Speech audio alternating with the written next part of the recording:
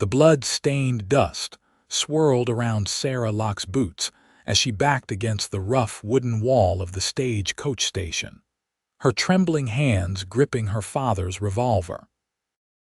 Sweat trickled down her temple despite the cool April evening, and her heart pounded with such ferocity she could barely hear the taunts of the three men advancing toward her. "Look at this one, boys," drawled the tallest of the three, his yellow teeth gleaming beneath a scraggly mustache. "Thinks she's some kind of gunslinger."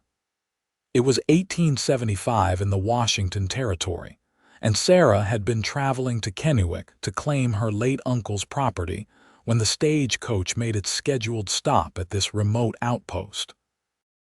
The other passengers had continued on after a quick meal, but Sarah had stayed behind, waiting for her trunk to be transferred from another coach due to arrive the following morning. Now, as dusk settled over the dusty station yard, she found herself alone with these three strangers whose intentions had become frighteningly clear. "I know how to use this," Sarah warned, raising the Colt revolver higher, trying to keep it steady despite her fear. "My father taught me well." The shortest of the men, a stocky fellow with a nasty scar across his forehead, laughed. "That's so. Well, maybe your daddy should have taught you not to travel alone in these parts. Stay back," Sarah commanded as they continued their approach. Her finger tensed on the trigger, but she hesitated. She'd only ever fired at targets, never at a person. "Now, darlin'," said the third man, his voice deceptively gentle, "why don't you put that gun down before you hurt yourself? We just want to be friendly-like." Sarah's back pressed harder against the wall. There was nowhere to run. The station manager had gone to fetch supplies, leaving her utterly alone. She glanced desperately toward the road, praying for the sight of an approaching rider or wagon. The empty dirt track mocked her hopes. "I said stay back." Her voice cracked as she cocked the hammer. The tall one lunged forward and Sarah fired. The shot went wide, the recoil stronger than she'd anticipated. Before she could recover, the scarred man grabbed for the gun. Sarah twisted away, kicking at his shin and connecting with a satisfying thud. He howled but didn't release her. She fought with everything she had, clawing, kicking, and thrashing as the men tried to subdue her. Her bonnet tore away, sending her chestnut hair tumbling around her shoulders. Despite her resistance, they were overpowering her. Tears of frustration and terror burned in her eyes, but she refused to give up. The crack of another gunshot froze everyone in place. This one hadn't come from Sarah's revolver. "I'd suggest you gentlemen step away from the lady." The voice was deep, steady, and carried an undercurrent of steel. Sarah's gaze shot toward its source. A tall figure stood silhouetted against the setting sun, a rifle aimed directly at her attackers. "This ain't your business, mister," the tall assailant growled, still clutching Sarah's arm. "I'm making it my business." The stranger stepped forward, revealing a lean, muscular frame and a face weathered by sun and wind. His dark blonde hair fell in waves beneath a well-worn Stetson, and his blue eyes held an intensity that made even the scarred man take a step back. "Now, I won't ask again. Let the lady go." For a tense moment, no one moved. Then, slowly, the tall man released Sarah's arm. She immediately stumbled away, retrieving her dropped revolver and backing toward the newcomer. "You're outnumbered," the gentle-voiced attacker pointed out, reaching for the knife at his belt. The stranger's mouth curved into a dangerous smile. "I like those odds better than the lady did." Without lowering his rifle, he said to Sarah, "Madam, would you mind stepping behind me?" Sarah did as he asked, clutching her revolver tightly. From her new position, she could see the stranger more clearly. He wore the practical clothing of a rancher or cowboy: denim trousers, a faded blue shirt, leather vest, and dusty boots with spurs that clinked softly when he moved.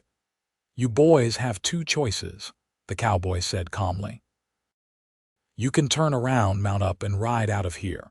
Or you can try your luck, and I promise at least one of you won't live to regret it. He shifted his stance slightly. Your decision. The three men exchanged glances. Finally, the tall one spat into the dust. Come on, boys. This piece of calico ain't worth dying over. They backed away slowly, keeping their eyes on the rifle. When they reached their horses tethered at the hitching post, they mounted and rode off, casting dark glances over their shoulders. Only when they were specks on the horizon did the cowboy lower his rifle. He turned to Sarah, concern evident in his blue eyes. Are you hurt, madam? Sarah realized she was trembling. Now that the immediate danger had passed, the shock was setting in. And no, just shaken. She straightened her shoulders, determined not to appear completely helpless. Thank you for your intervention, Mr. Archer, Adam Archer. He touched the brim of his hat. And you're welcome, Miss Locke, Sarah Locke. She smoothed her rumpled skirts with one hand, still clutching the revolver with the other. Adam nodded toward the gun. You handled yourself well. Most would have panicked completely. A humorless laugh escaped her. I was panicking completely. I just didn't want them to know it. His eyes crinkled at the corners. That's a skill in itself. He glanced around the empty station yard. Are you traveling alone, Miss Locke? Sarah hesitated, not wanting to advertise her vulnerability, but there seemed little point in pretense now. Yes. I'm heading to Kenwick to settle my uncle's affairs. He passed last month and left me his property. Adam's eyebrows rose. Samuel Locke was your uncle, you knew him? Sarah asked, surprised. Everyone in Kenwick knew Sam Locke. Good man, I'm sorry for your loss. He paused, looking thoughtful. That property's about 3 miles from my place. Sarah wasn't sure how to respond to this information, so she changed the subject. The stagecoach continued on without me because I'm waiting for my trunk to arrive tomorrow. The station manager went to fetch supplies. She trailed off, realizing how vulnerable she still was. As if reading her thoughts, Adam said, Madam, I don't mean to alarm you further, but those men might circle back once they think I've moved on. I'd feel better if you weren't alone here. Sarah bit her lip. Under normal circumstances, she would never consider leaving with a stranger, no matter how honorable he seemed. But these were hardly normal circumstances. I appreciate your concern, Mr. Archer, but I can take you to Widow Cooper's boarding house in Kenwick, he interrupted. It's respectable, and she can send someone back for your trunk tomorrow. Sarah hesitated. That's very kind, but I wouldn't want to inconvenience you. Adam's expression softened. Miss Locke, I was heading back to town anyway. It's no trouble. He paused, then added quietly, You fought bravely, but you shouldn't have to fight alone. Not here, not now. Something in his tone made Sarah meet his gaze directly. There was compassion there and respect, but no pity or condescension. It was refreshing after the patronizing attitudes she'd encountered since leaving Philadelphia. Those men, she said suddenly. Do you know them? Adam's jaw tightened. I've seen them around. They work for a man named Victor Blackstone who's been buying up land all over the territory. His eyes narrowed. Including properties adjacent to your uncle's. A chill ran through Sarah. You think they know who I am, that I'm here to claim the property? It's possible. Adam checked his rifle before sliding it into the scabbard on his horse. All the more reason not to stay here alone. Sarah made her decision. Very well, Mr. Archer, I accept your offer. He nodded, visibly relieved. Let me help you gather your things. 10 minutes later, Sarah was settled somewhat uncomfortably on Adam's horse, her valise secured behind the saddle. Adam swung up behind her, maintaining a respectful distance while still providing support. Ready, Miss Locke? He asked, his breath warm against her ear. Sarah nodded, trying not to think about how inappropriate this arrangement would seem to her friends back in Philadelphia. But this was the Washington territory, where survival often depended on trusting strangers. As they set off toward Kenwick, the setting sun painting the landscape in hues of gold and crimson, Sarah couldn't help but reflect on the unexpected turn her journey had taken. Just before they crested the first hill, Adam's quiet voice reached her above the steady rhythm of the horse's hooves. "Miss Locke." "Yes, Mr. Archer, you're quite the fighter. But from now on, you'll never have to fight alone again, not in Kenwick." It was a simple statement, not a promise or declaration, yet something about the certainty in his voice made Sarah believe him. As they rode toward Kenwick and whatever awaited her there, she felt, for the first time since leaving Philadelphia, that perhaps she had made the right decision after all. The journey to Kenwick took longer than Sarah expected. Darkness fell quickly, and Adam kept their pace steady rather than pushing the horse too hard with its double burden. The night air grew chilly, and Sarah found herself grateful for Adam's warmth at her back, though she tried not to lean into it. "Not much further," Adam said after they'd been riding in companionable silence for some time. "See those lights ahead? That's the edge of town." Sarah peered through the darkness, making out the faint glow of lanterns and windows. Relief washed over her. Despite Adam's reassuring presence, the memory of her attackers remained fresh, making every shadow and rustle in the underbrush seem threatening. "Is Kenwick a large town?" she asked, more to distract herself than out of genuine curiosity. "Not particularly, but it's growing. We've got a general store, 2 saloons, a hotel, the boarding house where you'll be staying, a church, a doctor." He paused, "and as of last month, a proper sheriff's office." "That sounds quite civilized compared to what I was expecting." Adam chuckled, the sound rumbling through her back. "Don't worry, Miss Locke. It's still wild enough to keep things interesting." As they entered the town, Sarah observed the wooden buildings lining the wide main street. Despite the late hour, several establishments were still illuminated, and the sounds of a piano and raucous laughter drifted from one of the saloons. Adam guided his horse toward a 2-story clapboard house set slightly back from the main street. A sign reading "Cooper's Boarding House" hung from the porch eave, and warm light spilled from the downstairs windows. "Mrs. Cooper keeps respectable hours," Adam said as he dismounted, "but she always leaves a lamp burning for late arrivals." He reached up to help Sarah down, his hands firm around her waist as he lifted her effortlessly to the ground.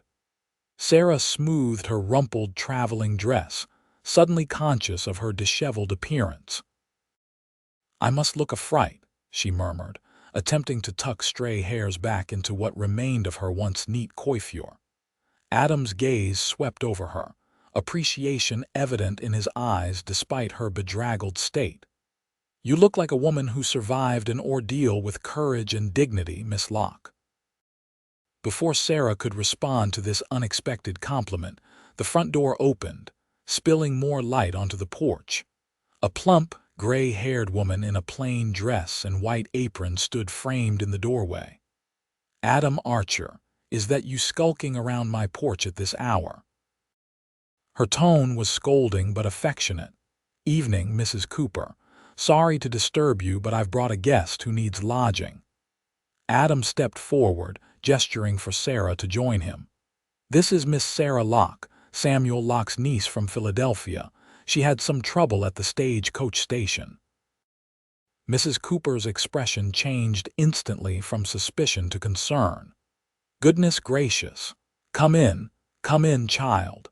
She hurried down the steps with surprising agility for a woman of her age and took Sarah's arm. "You poor dear, you must be exhausted and frightened half to death." "I'm quite all right, thanks to Mr. Archer," Sarah assured her, allowing herself to be led toward the house. She glanced back at Adam, who was retrieving her valise from his horse. "Of course you are, dear, but you'll be better after a hot meal and a good night's sleep," Mrs. Cooper said firmly. She looked back at Adam. "And what exactly was this trouble at the station, Adam?" Adam's expression darkened. "3 of Blackstone's men, they were, bothering Miss Locke when I happened upon them." Mrs. Cooper's lips pressed into a thin line. "That man, getting bolder by the day, he is." She tightened her grip on Sarah's arm protectively. "Well, you're safe now, Miss Locke. I've got a nice room ready, and there's still some stew keeping warm on the stove." Adam followed them into a cozy parlor furnished with well-worn but clean furniture. A fire crackled in the hearth, dispelling the night's chill. He set Sarah's valise down and cleared his throat. "I'll be heading to the sheriff's office to report the incident, Miss Locke." He twisted his hat in his hands. "Sheriff Daniels will likely want to speak with you tomorrow if that's agreeable." Sarah nodded. "Of course, and thank you again, Mr. Archer. I hate to think what might have happened if you hadn't come along." A shadow crossed his face. "I'm just glad I was passing by." He settled his hat back on his head. "Mrs. Cooper, could you arrange for someone to fetch Miss Locke's trunk from the station tomorrow?" Already thinking ahead, as usual, Mrs. Cooper said with approval. "My son can go first thing in the morning." Adam nodded, satisfied. "Good." He turned back to Sarah, something unreadable in his eyes. "Rest well, Miss Locke. I'll call on you tomorrow afternoon if that's acceptable. We can discuss your uncle's property." "That would be most helpful, thank you." With a tip of his hat, Adam took his leave, the door closing softly behind him. Mrs. Cooper immediately began fussing over Sarah, insisting she sit by the fire while she fetched that bowl of stew. Left alone momentarily, Sarah sank into a comfortable armchair, the events of the day catching up to her. The attack, Adam's timely rescue, the ride to Kenwick, it all seemed surreal now, like something from one of those dime novels her younger brother devoured back home. Except this was her reality now. She'd come west to claim her inheritance, expecting challenges, certainly, but nothing like this. Uncle Samuel's letters had painted Kenwick as a growing, prosperous town with opportunity for those willing to work. He'd never mentioned men like Blackstone or the dangers a woman alone might face. Mrs. Cooper returned with a steaming bowl of stew and a thick slice of bread. "Eat up, dear. You'll feel stronger with something in your stomach." Sarah hadn't realized how hungry she was until the aroma of the savory stew reached her. She ate gratefully while Mrs. Cooper bustled about, preparing a room upstairs. "Your Mr. Archer is a good man," Mrs. Cooper remarked when she returned. "One of the best in Kenwick, though he keeps to himself mostly." "He's hardly my Mr. Archer," Sarah corrected gently, feeling a blush rise to her cheeks. Mrs. Cooper smiled knowingly. "Perhaps not yet, dear. But I've known Adam Archer for 5 years now, and I've never seen him look at a woman the way he looked at you." Before Sarah could protest further, Mrs. Cooper continued, "Now, tell me about yourself, Miss Locke." Samuel mentioned his niece from Philadelphia in his letters, but he didn't share many details. Grateful for the change of subject, Sarah explained her situation, how she'd been working as a teacher in Philadelphia when news of her uncle's death reached her. With both parents gone and her younger brother recently married, there had been little to keep her in the East. Uncle Samuel's bequest of his property, including a small ranch and some additional land, had seemed like Providence offering a new direction for her life. "I've always been drawn to the West," Sarah admitted. "The freedom, the opportunity." Uncle Samuel's letters made it sound almost magical. "It can be," Mrs. Cooper agreed, "but it can also be harsh and unforgiving. Samuel was right to encourage you, though. You seem to have the spirit needed to thrive here." She patted Sarah's hand. "And now you should get some rest. You've had quite enough excitement for one day." Sarah couldn't argue with that, following Mrs. Cooper upstairs. She was shown to a small but comfortable room with a brass bed, a washstand, and a chest of drawers. A colorful quilt adorned the bed, and curtains framed the window overlooking the main street. "Bathrooms at the end of the hall," Mrs. Cooper explained. "There's fresh water in the pitcher and towels in the drawer. Breakfast is served from 6 to 8. She paused at the door. "Sleep well, Miss Locke. You're safe here." When Mrs. Cooper had gone, Sarah sank onto the edge of the bed, suddenly overwhelmed. She'd been so focused on reaching Kenwick, on claiming her inheritance and starting anew, that she hadn't truly considered the challenges ahead. Today's events had been a stark reminder of just how unprepared she really was. And yet, there was Adam Archer, appearing like some hero from a storybook just when she needed him most. His words echoed in her mind. "You'll never have to fight alone again, not in Kenwick." It was a lovely sentiment, but Sarah knew better than to rely on others for her security. Tomorrow, she would thank him properly for his assistance, then politely establish the boundaries necessary for a single woman in her position. The last thing she needed was to become the subject of gossip in her new home. With that resolution firmly in mind, Sarah prepared for bed, her thoughts drifting to what the morning might bring and to a pair of intense blue eyes that had looked at her with such unexpected admiration. Morning arrived with golden sunlight streaming through the curtains and the aroma of coffee and bacon wafting up from below. Sarah woke feeling more refreshed than she would have thought possible after the previous day's ordeal. She dressed in one of her simpler dresses, a practical blue cotton with minimal bustle, and arranged her hair in a simple knot at the nape of her neck. When she descended to the dining room, she found 4 other boarders already at breakfast. 2 older gentlemen she learned were railroad surveyors, a young woman who worked at the general store, and a middle-aged woman introduced as the town schoolteacher. "Miss Locke will be taking over Samuel's property," Mrs. Cooper explained as she served Sarah a generous plate of eggs, bacon, and biscuits. "Samuel Locke's place?" The schoolteacher, Mrs. Hollister, raised her eyebrows. "That's quite an undertaking for a young woman alone." "I'm not afraid of hard work," Sarah replied evenly, spreading butter on a biscuit. "Oh, it's not the work I'm thinking of," Mrs. Hollister said. "It's the location. With Blackstone buying up everything around it, now Harriet, Mrs. Cooper interrupted firmly. "Let Miss Locke enjoy her breakfast before you start in with all that." Mrs. Hollister looked like she wanted to say more but settled for giving Sarah a meaningful look before returning to her meal. After breakfast, Sarah met Mrs. Cooper's son, Thomas, a burly young man with his mother's kind eyes, who was preparing to retrieve her trunk from the stagecoach station. Sarah provided him with the claim ticket and a description of the trunk, feeling another wave of gratitude toward Adam for suggesting this arrangement. With nothing else to do until her belongings arrived, Sarah decided to explore Kenwick.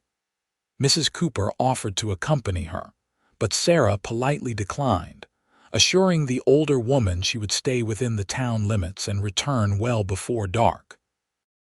Kenwick in daylight was a bustling community, larger and more established than Sarah had expected. The main street featured wooden sidewalks fronting a variety of businesses: the general store, a millinery, a bank, the hotel, and several other establishments, including the 2 saloons Adam had mentioned. People nodded politely as she passed, several offering curious glances that suggested news of her arrival had already spread. Sarah made her way to the general store, thinking to purchase a few necessities until her trunk arrived. The bell jingled cheerfully as she entered, and she was immediately enveloped in the distinctive blend of aromas that seemed universal to such establishments: coffee, leather, tobacco, and spices. "Good morning," greeted a middle-aged man behind the counter. You must be Miss Locke. Word travels fast in Kenwick. He wiped his hands on his apron and extended one.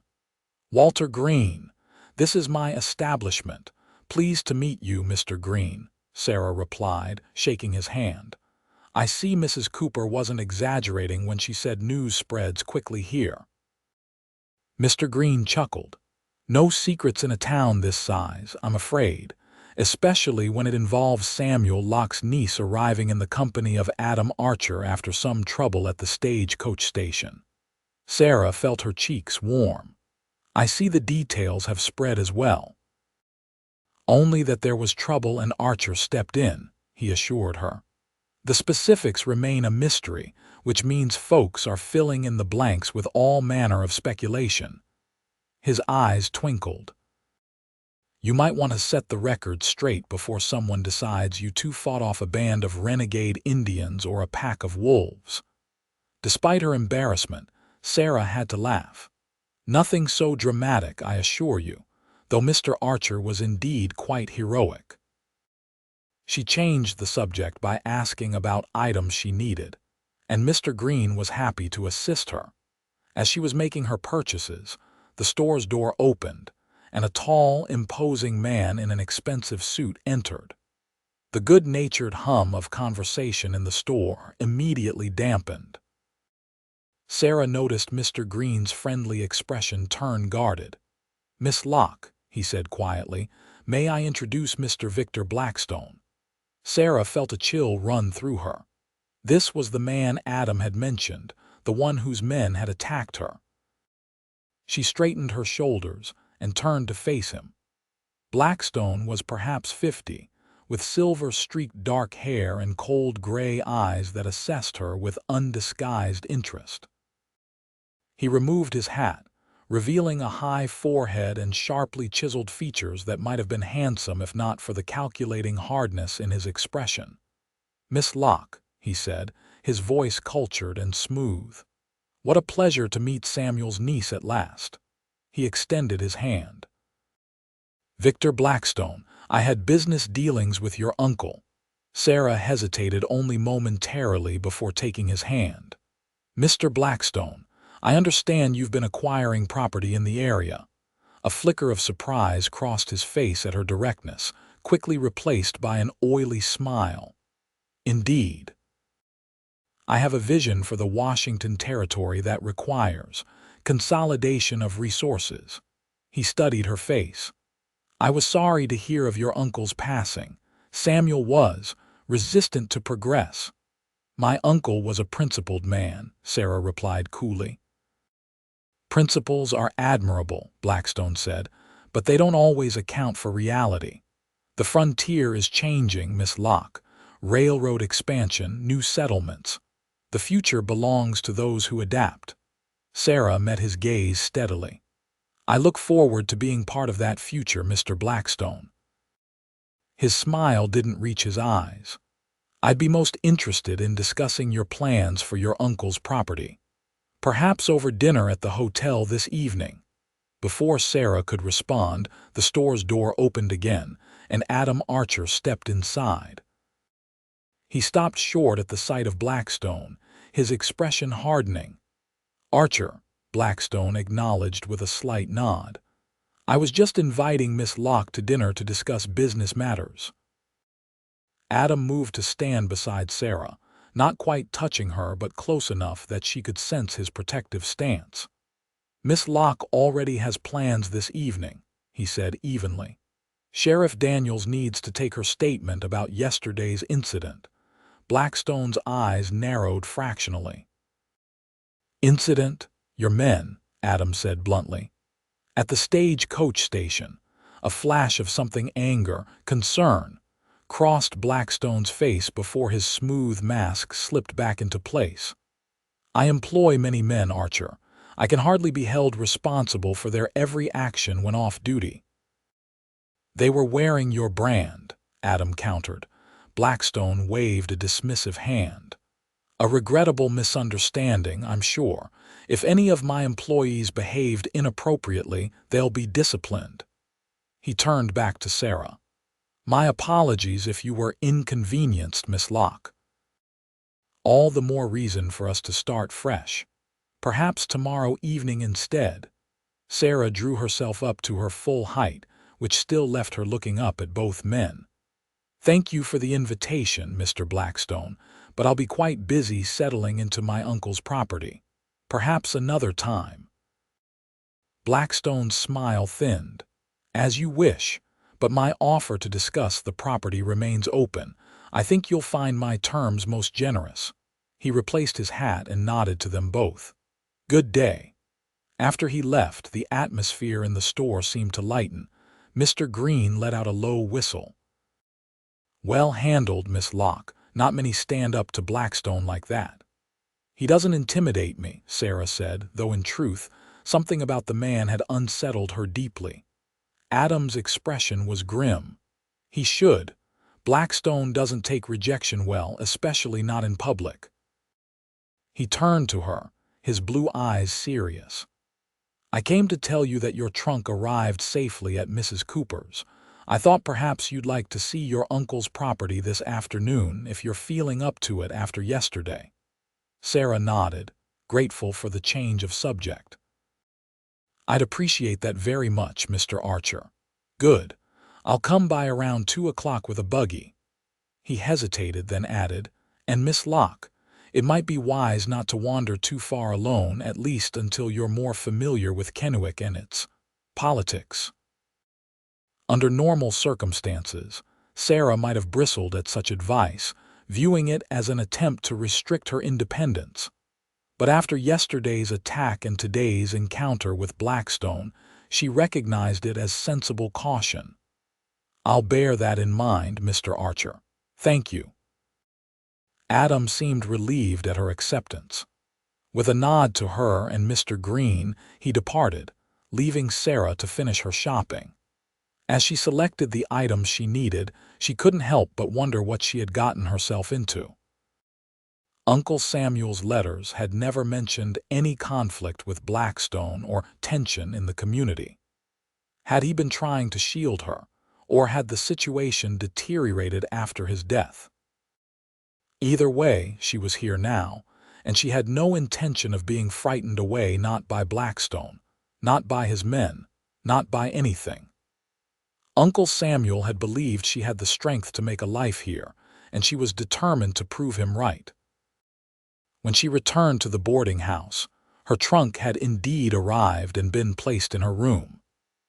As she unpacked her belongings, Sarah found herself looking forward to the afternoon with a mixture of anticipation and anxiety.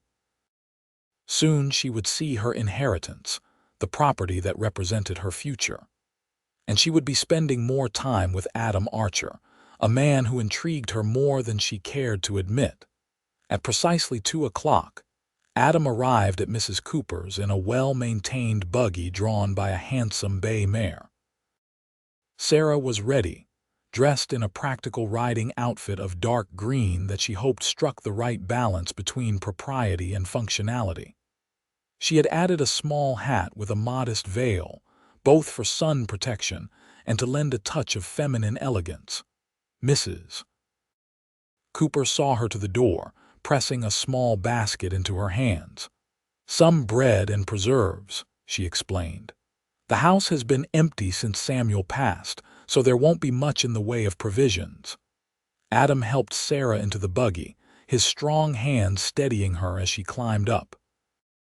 Once she was settled, he took his place beside her and set the horse in motion with a gentle flick of the reins. "Your trunk arrived without incident?" he asked as they headed out of town. "Yes, thank you for arranging that." Sarah adjusted her gloves.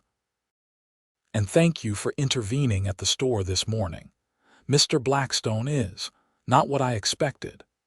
"Few are prepared for Blackstone their first time meeting him," Adam replied grimly.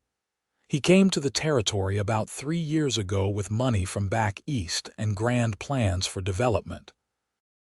At first, most folks welcomed him. He brought investment, jobs, promises of railroad connections. But," Sarah prompted when he paused, "but his methods grew increasingly aggressive. He started buying land at fair prices. Then when people realized how much he wanted, they began refusing to sell. That's when the accidents started happening: barn fires, livestock dying mysteriously, water sources contaminated. Sarah frowned. Nothing that could be directly traced to him, I presume. Adam nodded, looking impressed at her quick understanding. Exactly. And when a property owner suffered enough bad luck, Blackstone would appear with an offer much lower than his original one, but enough to let the victim start over somewhere else. That's despicable, Sarah said, anger flaring. Why hasn't anyone stopped him? No proof.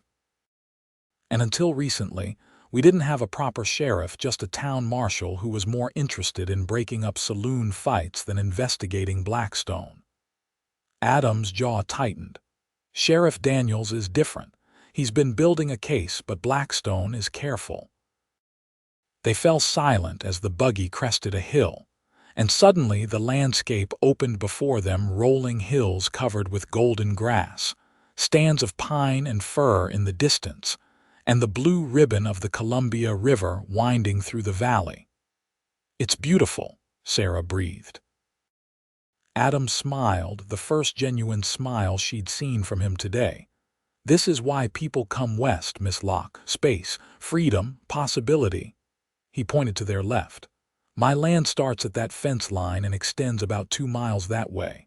Sarah tried to envision it. What do you raise, Mr. Archer? Horses, primarily, some cattle. There was pride in his voice. I've been building up a breeding program for quality stock. It's starting to gain recognition. That's impressive, Sarah said sincerely. Did you establish the ranch yourself? Adam nodded. 5 years ago. Came west with nothing but determination, and the knowledge I'd gained working on other people's ranches since I was 14. He glanced at her. Your uncle was one of the few who encouraged me. Most thought I'd fail within a year. This glimpse into Adam's past intrigued Sarah. There was clearly much more to his story, but before she could ask another question, he gestured ahead. There it is, Willow Creek Ranch. Sarah followed his gaze to a modest but well-built house nestled among several cottonwood trees. A small barn and corral stood nearby, and a creek, presumably the Willow Creek that gave the property its name, wound through the pasture beyond. It wasn't grand by any means, but there was something immediately appealing about its proportions and setting. As they approached, Sarah's eyes filled unexpectedly with tears. This had been Uncle Samuel's home, the place from which he'd written those warm-hearted, encouraging letters. Now it was hers. Adam slowed the buggy as they reached the gate, seeming to sense her emotional response. Your uncle was proud of this place, he said quietly. Built most of it himself. Sarah nodded, not trusting her voice. Adam jumped down and opened the gate, then drove the buggy through and up to the house. When he helped her down, his hands lingered at her waist a moment longer than strictly necessary. Thank you, she murmured, acutely aware of his closeness. Adam cleared his throat and stepped back. Let's see if the key works. Sheriff Daniels had the place locked up after the funeral. Sarah retrieved the key from her reticule, sent to her along with Uncle Samuel's will, and approached the front door. It turned easily in the lock, and the door swung open with only a slight creak. Inside, the house was simple but comfortable: a main room with a stone fireplace, a kitchen area to one side, and doors leading to what Sarah assumed were bedrooms. Everything was neat and covered with a fine layer of dust. Afternoon sunlight streamed through the windows, illuminating motes dancing in the air. It's perfect, Sarah said softly. Adam moved past her to open windows, letting in fresh air. It needs some work, he cautioned. Samuel had plans to expand the kitchen and add another bedroom, but his health started failing last winter. I didn't know he was ill, Sarah said, running a hand along the solid wooden table that dominated the main room. His letters never mentioned it. That was Samuel never wanted to worry anyone. Adam's expression softened. He talked about you often, though, was real proud when you became a teacher. This touched Sarah deeply. He encouraged me when my parents thought it improper for a young woman to pursue education beyond what was needed to secure a husband. Adam's mouth quirked into a half-smile. Samuel had unconventional ideas about women's capabilities. Said his niece had more sense and determination than most men he knew. He was biased, Sarah said, but she couldn't help feeling pleased. They continued exploring the house, Adam pointing out features and explaining some of Samuel's innovations. The back door opened onto a small garden, now overgrown but still showing the neat rows Uncle Samuel had planted. He was particularly proud of his tomatoes, Adam remarked as they surveyed the tangled vines. Beyond the garden lay the barn and corral. Inside the barn, they found tack hanging neatly on pegs and stalls that had been mucked out and filled with fresh straw. "I've been checking on things," Adam explained when Sarah commented on the barn's maintained condition. "Feeding the chickens, making sure the place didn't fall apart." Sarah turned to him, deeply moved. "That was incredibly thoughtful, Mr. Archer. I don't know how to thank you." "Adam," he said suddenly. "I think under the circumstances you might call me Adam." His blue eyes held hers, and Sarah felt a flutter in her stomach that had nothing to do with hunger or fatigue. "Then you must call me Sarah," she replied, her voice not quite steady. A moment stretched between them, taut with unspoken possibilities. Then Adam cleared his throat and gestured toward a small paddock behind the barn. Samuel kept a good riding horse and a plow horse. After he passed, I moved them to my place for proper care. I can bring them back whenever you're ready. The practicality of this statement brought Sarah back to reality. There was so much to consider: livestock, crops, maintaining the property. Could she truly manage all this alone? As if reading her thoughts, Adam said, "It's a lot to take in, I know, but you don't have to decide everything today. And you won't be without help." "I appreciate that," Sarah said, genuinely grateful, "though I don't want to impose on your kindness indefinitely. It's not an imposition." Adam's voice was firm. "Samuel was good to me when I was starting out, taught me a lot about ranching in this territory. I'd be a poor excuse for a neighbor if I didn't return the favor." They returned to the house, and Sarah unpacked Mrs. Cooper's basket in the kitchen. Adam built a small fire in the fireplace to take the chill off the air, and they shared a simple meal of bread, preserves, and coffee that Adam prepared using supplies he'd thoughtfully brought along. As they sat at the kitchen table, the late afternoon light casting long shadows across the floor, Sarah found herself relaxing in Adam's company. He was easy to talk to, knowledgeable without being condescending, and seemed genuinely interested in her thoughts about the property. "The land extends about a mile in that direction," he explained, pointing west through the window. "It includes good water access and some excellent grazing land. Samuel ran about 30 head of cattle and grew enough crops to be mostly self-sufficient." "That sounds manageable," Sarah said, trying to sound more confident than she felt. Her knowledge of farming and ranching was largely theoretical, gleaned from books and her uncle's letters. Adam hesitated, then said carefully, "There's another option if you're not set on ranching yourself.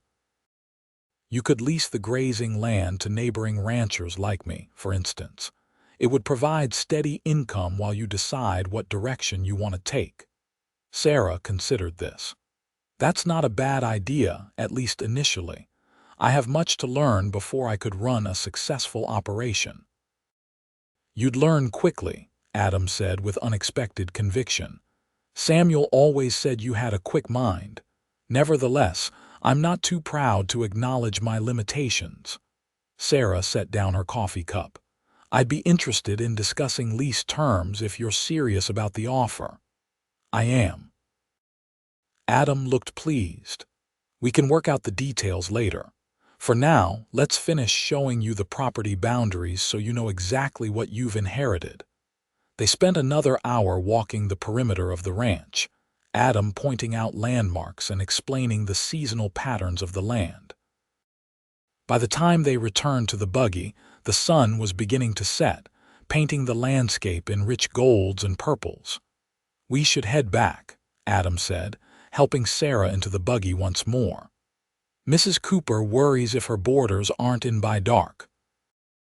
As they drove back toward town, Sarah found herself reluctant for the day to end. Despite the complications with Blackstone and the daunting prospect of managing the ranch, she felt more at peace than she had in months. There was something about this land, about Kenwick. And yes, perhaps something about the man beside her that made her feel as though she had found where she belonged. "Adam," she said as the lights of town came into view, "thank you for today, for everything." He glanced at her, his expression soft in the fading light. "You're welcome, Sarah." "I meant what I said yesterday. You're not alone here." The way he said her name with such gentle emphasis made Sarah's heart beat a little faster. She knew it was too soon, too impulsive to be feeling such attraction to a man she barely knew. And yet, there was an undeniable connection between them that seemed to transcend their brief acquaintance. As they pulled up to Mrs. Cooper's boarding house, Sarah resolved to be sensible. She needed time to establish herself, to understand the community dynamics, to be sure of her own mind. Rushing into anything would be foolish. Adam helped her down from the buggy, his hands strong and steady. "Sheriff Daniels would like to see you tomorrow morning about your statement," he said. "I can escort you to his office at 9 if that suits you." "That would be fine," Sarah agreed. For a moment they stood facing each other in the gathering dusk, neither quite ready to say goodnight. Then Mrs. Cooper opened the front door, spilling lamplight onto the porch. "There you are. I was beginning to worry," she called. "Dinner's nearly ready." The spell broken, Sarah took a step back. "Good night, Adam. Thank you again for today." "Good night, Sarah." He touched the brim of his hat. "Until tomorrow." As Sarah watched him drive away, she felt both a sense of loss and a flutter of anticipation for the morning. Whatever was developing between them, it seemed both inevitable and right, like the changing of seasons or the flow of a river to the sea. What she couldn't know was how quickly their budding connection would be tested, or how soon she would need to call upon the courage that had impressed him so greatly at their first meeting. The following week passed in a whirlwind of activity for Sarah. Her statement to Sheriff Daniels had been straightforward but uncomfortable, requiring her to recount the attack in detail. The sheriff, a serious man with kind eyes, had assured her he would investigate thoroughly, though he cautioned that without evidence directly linking Blackstone to his men's actions, there was little he could do officially. "Just be watchful, Miss Locke," he'd advised.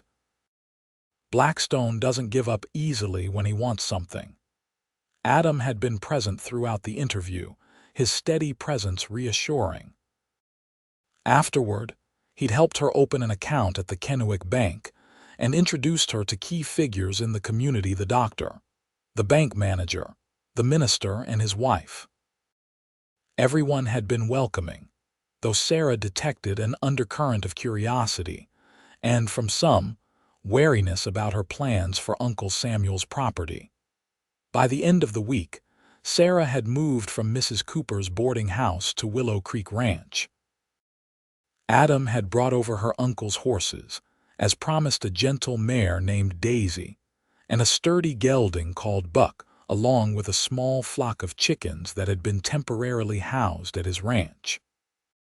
He'd also helped her make arrangements with the general store for regular deliveries of supplies, and introduced her to Miguel Vasquez, a capable young man who agreed to help with the heavier ranch work, 3 days a week. Now, as Sarah sat on the front porch of her new home watching the sunset, she marveled at how quickly Kenwick was becoming familiar. The initial strangeness of frontier life was fading, replaced by a growing sense of belonging.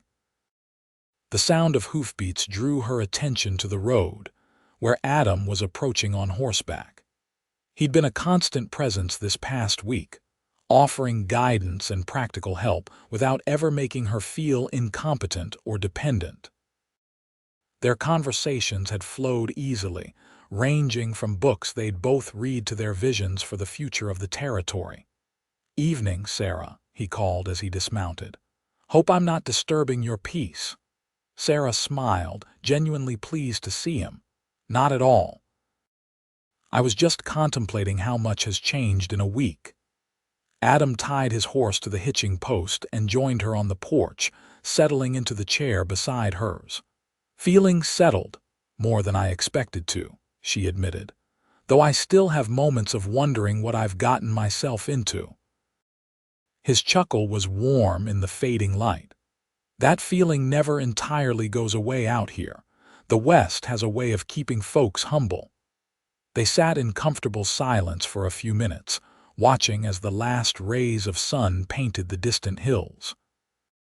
Finally, Adam shifted in his chair, his expression turning serious. "I heard something in town today that concerns me," he said. "Thought you should know." Sarah tensed. "About Blackstone," Adam nodded. "He's been telling people he's offering you a generous price for the ranch, creating the impression that any reasonable person would accept." "But he hasn't made me any offer at all," Sarah protested. "That's his tactic. He's laying groundwork, making it seem like you're being stubborn or unreasonable when you refuse." Adam's jaw tightened. "If public opinion turns against you, he knows you'll be more isolated, more vulnerable." Sarah considered this. "So he's trying to manipulate the community against me before I've even had a chance to become part of it." "Exactly." Adam looked impressed at her quick grasp of the situation. "Sheriff Daniels thinks it's important that people see you as committed to Kenwick, not just passing through or looking to make a quick profit." "What would you suggest?" "The town's founding anniversary celebration is next Saturday," Adam said. "Everyone will be there. It would be a good opportunity for people to get to know you better." Sarah nodded thoughtfully. "I'd planned to attend, but I suppose I could be more deliberately sociable." "There's something else," Adam added, looking slightly uncomfortable. "The celebration includes a dance in the evening. It might, well, it might help cement your position if you appear to have social connections, strong ones." Sarah felt her cheeks warm as she understood his implication. "Are you asking to escort me to the dance, Mr. Archer?" The formality made him smile. "I believe I am, Miss Locke." "Then I accept," she said, returning his smile. "Though I should warn you, my dancing skills are limited to what was taught in Philadelphia finishing schools. I'm not familiar with Western styles." "I'll teach you," he promised, his eyes holding hers. "It's not so different, just a bit livelier." Something in his gaze made Sarah's pulse quicken. Over the past week, their interactions had remained largely proper, with only occasional moments of lingering glances or hands touching longer than necessary. But the attraction between them was undeniable and growing stronger with each meeting. Adam cleared his throat, breaking the charged moment. "There's another reason I came by. I've drawn up a proposed lease agreement for the grazing land we discussed." He reached into his vest pocket and withdrew a folded document. "Take your time reviewing it.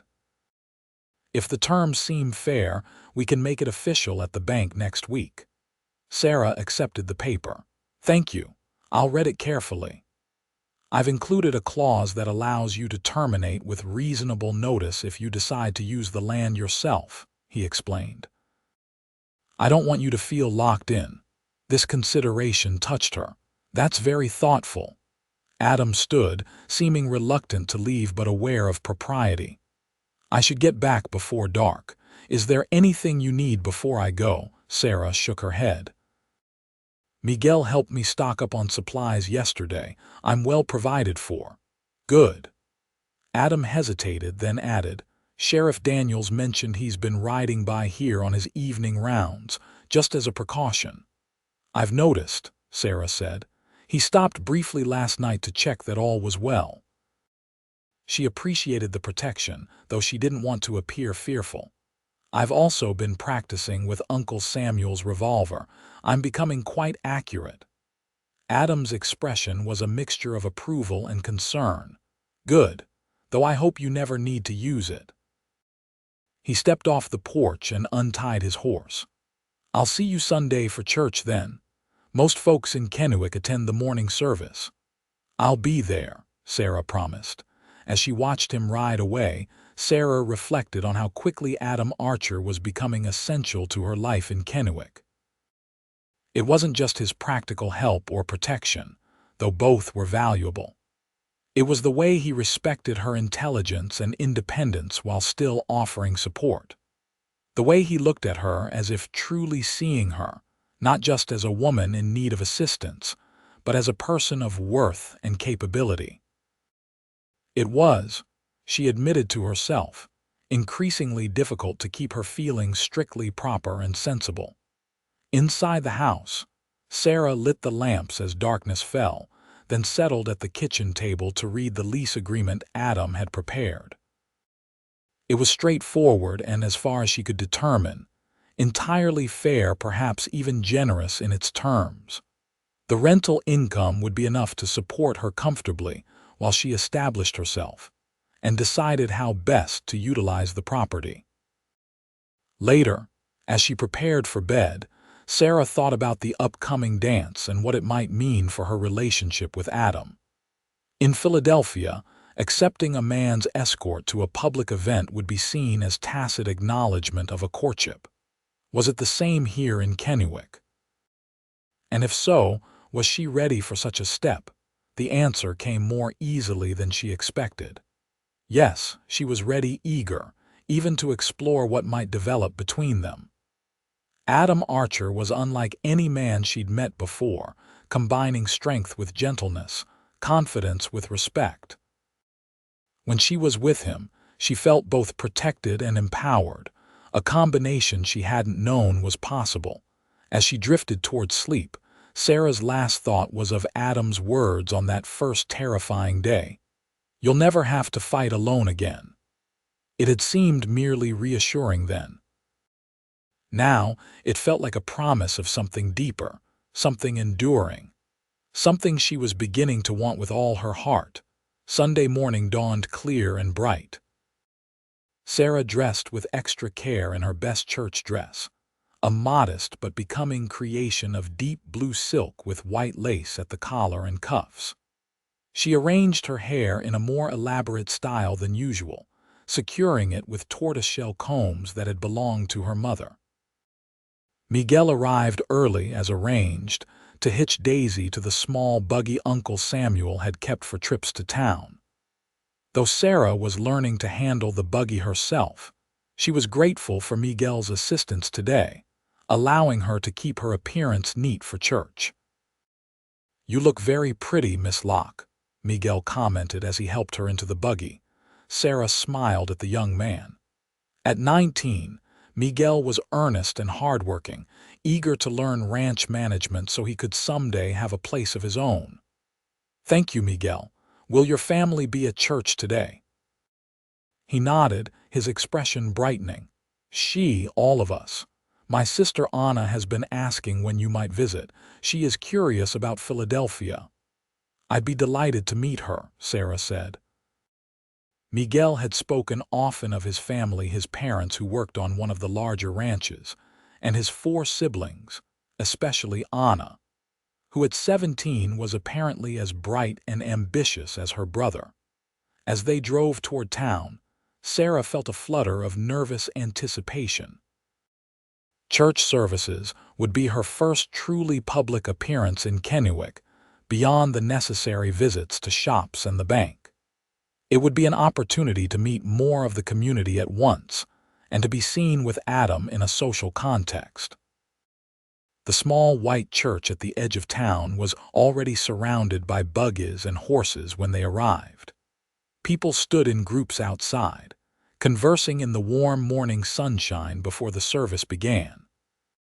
Sarah recognized some faces from her brief time in town: Mr. Green from the general store, Mrs. Hollister the schoolteacher, Sheriff Daniels and his wife. As Miguel helped her down from the buggy, Sarah scanned the crowd for Adam. She spotted him near the church steps, engaged in conversation with a distinguished-looking older man. Adam glanced up at that moment, his eyes finding hers across the churchyard. The smile that spread across his face caused several heads to turn and follow his gaze. Conscious of the attention, Sarah moved toward him with measured steps, nodding politely to those she passed. By the time she reached Adam, most of the congregation was watching with undisguised interest. "Good morning, Sarah," Adam said warmly, taking her gloved hand briefly in his. "You look lovely." "Thank you," she replied, acutely aware of the audience. "Good morning." Adam turned to include the older man in their greeting. "Judge Wilson, may I present Miss Sarah Locke, Samuel Locke's niece from Philadelphia." "Sarah, this is Judge Elias Wilson, who oversees the territorial court in this district." The judge, a tall man with silver hair and shrewd blue eyes, bowed slightly. "A pleasure to meet you, Miss Locke. Samuel was a good friend. He spoke of you often and with great pride." "The pleasure is mine, Judge Wilson," Sarah responded. "I hope I can live up to my uncle's faith in me." "From what I've observed so far, you're doing admirably," the judge said with approval. "Not everyone would have the courage to take on a frontier property, especially given the complications." Sarah understood he was referring to Blackstone's interest in her land. "I believe in finishing what one starts, Judge Wilson, and I find I'm quite taken with Kenwick." "We're fortunate to have you," the judge replied. He glanced meaningfully at Adam. "Some of us more than others, perhaps." Adam cleared his throat. "Shall we go inside? The service will be starting soon." As they entered the church, Sarah was aware of whispers and glances following them. Adam guided her to a pew midway down the aisle, and heads turned as they passed. Sarah held herself with dignity, mindful that first impressions would be lasting ones. The service was simple but heartfelt, led by Reverend Thomas, a younger man than Sarah had expected, with an earnest manner and thoughtful sermon. The congregation sang hymns with enthusiasm, if not always perfect harmony, and Sarah found herself moved by the genuine community spirit evident in the small church. Afterward, on the steps outside, it seemed everyone wanted to meet Samuel's niece. Adam stayed by her side as a steady stream of townspeople came forward to introduce themselves. Many offered condolences about her uncle, along with stories of his kindness or humor. Others extended invitations to social gatherings or offers of assistance should she need anything. Sarah was touched by the warmth of the welcome, though she noticed a few held back, watching her with calculation rather than friendliness. These, she suspected, were aligned with Blackstone's interests. "Miss Locke," called a melodious voice. Sarah turned to see a beautiful young woman approaching, accompanied by Miguel. "I am Ana Vasquez, Miguel's sister. He has told me so much about you." Ana was indeed lovely, with glossy dark hair, expressive brown eyes, and a graceful manner that belied her youth. Sarah took an immediate liking to her. "I'm delighted to meet you, Ana. Your brother has been invaluable to me this past week." Ana beamed. "He says you are teaching him about business, how to keep accounts and manage a property properly. It is very kind of you." "Not at all," Sarah said sincerely. "Miguel has a quick mind. I'm merely sharing what knowledge I have." She glanced at Adam. Mr. Archer has been teaching us both about ranching specifics. Anna's gaze shifted to Adam, and Sarah didn't miss the flash of admiration in the girl's eyes. Mr. Archer is a good teacher, Anna said respectfully. My father says his horse breeding program is the most progressive in the territory. Adam looked slightly embarrassed by the praise. Your father is too generous. I'm still learning myself. Their conversation was interrupted by the appearance of Victor Blackstone, immaculately dressed and flanked by two men Sarah recognized with a chill as being among her attackers at the stagecoach station, the tall one with the yellow teeth and the scarred one. The third man was nowhere to be seen. Miss Locke, Blackstone said smoothly, ignoring the sudden tension. How delightful to see you settling into our community.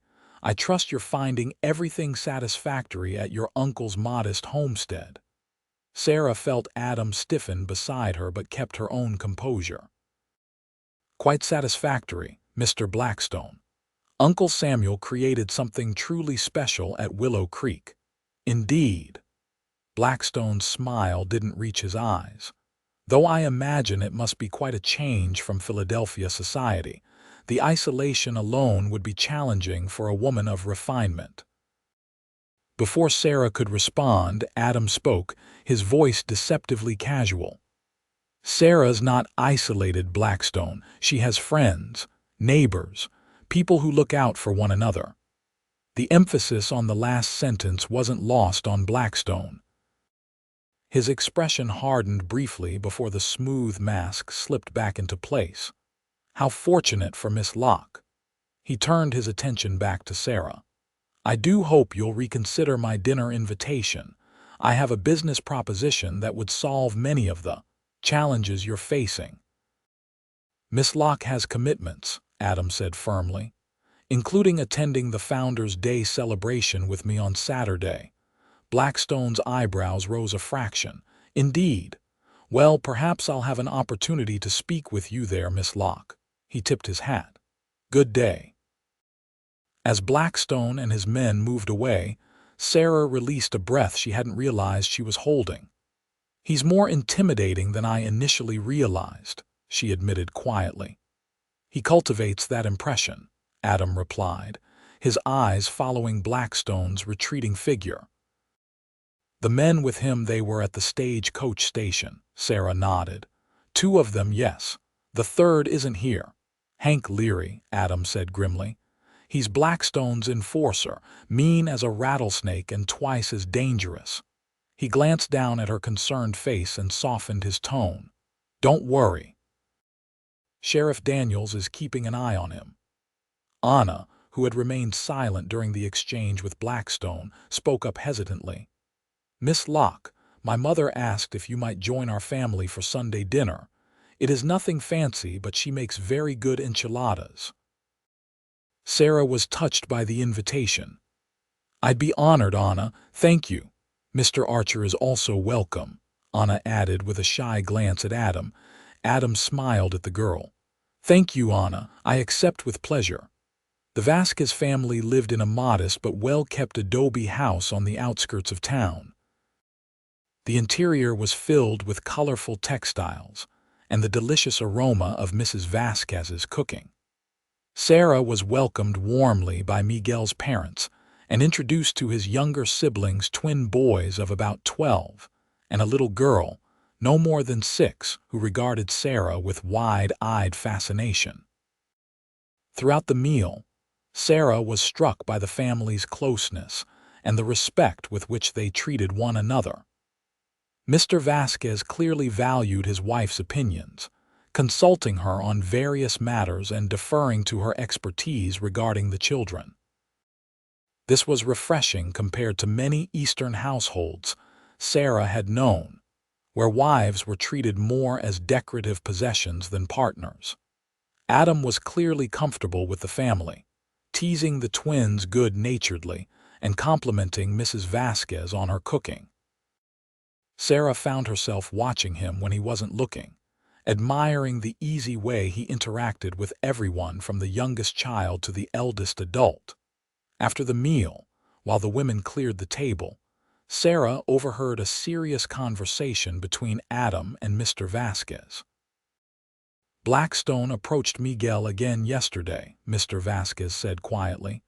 "Offered him twice what Miss Locke is paying to come work for him instead." Adam's expression darkened.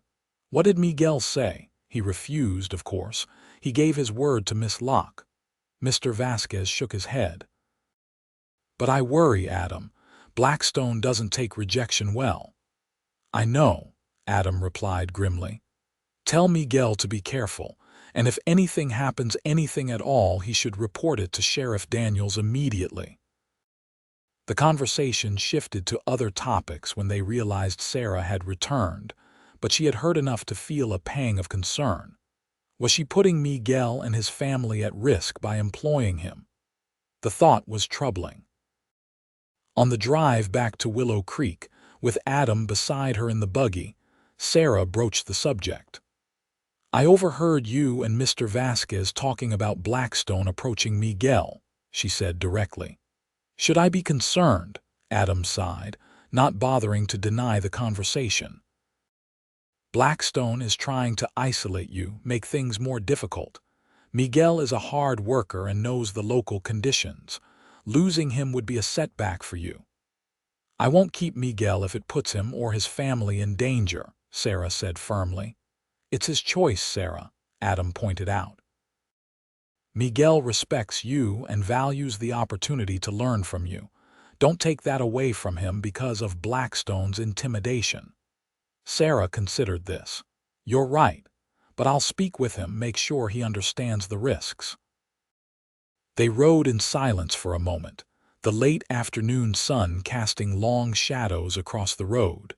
Then Sarah asked the question that had been on her mind all day. "Why does Blackstone want my land so badly? There must be other properties he could acquire more easily." Adam glanced at her appraisingly. "You haven't looked at your uncle's property maps closely, have you?" Sarah frowned. "I've seen them, of course. The boundaries seem straightforward enough." "Look again when you get home," Adam suggested. "Particularly at the southeastern corner where the creek bends.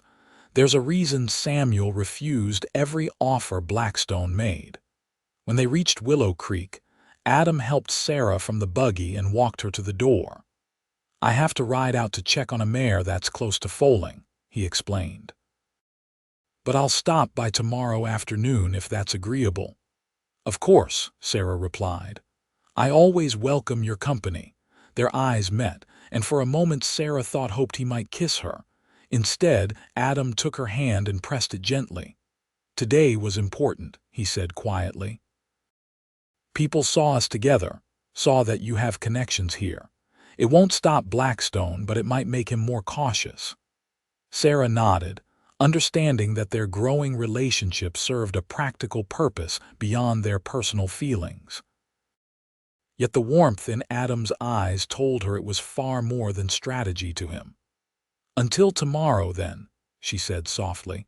After he'd gone, Sarah went to her uncle's desk and pulled out the property maps. Following Adam's suggestion, she examined the southeastern corner carefully. At first, she saw nothing unusual, just the creek winding through the property and eventually joining a larger stream that fed into the Columbia River. Then she noticed something she'd overlooked before. The creek made a sharp bend at the property line, and just before that bend, a small notation in her uncle's handwriting. "Test hole 3 promising." Intrigued, Sarah searched through her uncle's papers until she found a journal she hadn't yet had time to read thoroughly. Flipping through the pages, she found entries from last summer. June 15, 1874, completed test hole 3 near the creek bend. Results confirm my suspicions. The coal seam is substantial and appears to extend under most of the southeastern quadrant. Quality seems excellent. Will need to consult with Judge Wilson about mineral rights. June 20, 1874, Wilson confirms I hold all mineral rights. Suggests keeping findings quiet until I'm ready to develop or sell. Blackstone has been buying adjacent properties. Coincidence? Not likely. July 3, 1874. Blackstone visited today. Casual conversation about cattle prices turned to an unexpected offer for my modest ranch. Offered twice market value, declined politely. His reaction was, "Interesting, we'll watch developments carefully." Sarah sat back stunned. Coal. There was coal on her property, valuable coal that Blackstone coveted. This explained everything: his persistent interest, his attempts to isolate her, the escalating pressure tactics. It also explained her uncle's cryptic comments in his final letters about her inheritance being more significant than it might appear, and his advice to look beyond the surface before making any decisions about the property. The discovery changed everything. Sarah had been thinking of Willow Creek as a ranch, a place to build a simple life away from Eastern constraints. Now she realized it was potentially much more a valuable resource that could secure her future in ways she hadn't imagined. It also made her situation considerably more dangerous. Blackstone wouldn't easily give up on acquiring such a prize, especially now that he'd invested so much in surrounding properties. His tactics were likely to grow more aggressive, not less. Sarah closed the journal, mind racing. Should she tell Adam what she'd discovered? She trusted him, but this information was potentially valuable to anyone with an interest in the territory's development. For now, she decided to keep her uncle's discovery to herself, at least until she'd had time to consider the implications fully. One thing was certain. Her decision to remain in Kenwick and claim her inheritance had just become significantly more complex, and the stakes had risen dramatically.